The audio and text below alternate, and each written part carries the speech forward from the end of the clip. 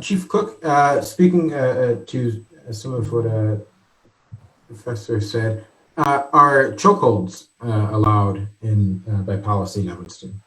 No, chokeholds are not allowed in Evanston, or any carotid restraint type hold is not allowed, or anything you do, whether it's a chokehold or not, that cuts off the breathing of a person.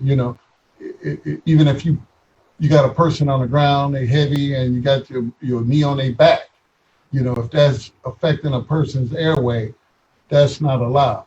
And the law enforcement agencies that have general orders written by Lexipol, with the law and things of that nature built into the general order, all of the issues that have come up out of the George Floyd incident, about chokeholds, uh, the police officer that's on the scene, if he sees something that's improper and he has the duty to intercede, that's already in our general orders, and you can pull our general order up online.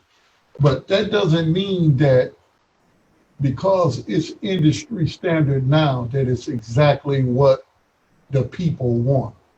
So we're waiting on the revisions to come down from the Justice and Policing Act, and we're going to review our general orders, even though we have what we consider right now industry standard, that bars chokehold, that mandates officers' duty to intercede in some corruption or bad policing practices. We're going to still be looking at and having a forum with people to discuss our use of force policy. Okay, and very quickly to that point, what what happens if an officer uses force in Evanston? Draws their weapon. Is that investigated by OPS, or what is the process after a use of force?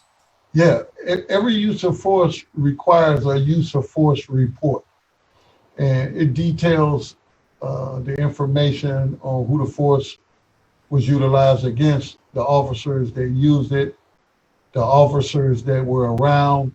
That way, we get all body camera video, and then that's investigated by the OPS, Office of Professional Standards here.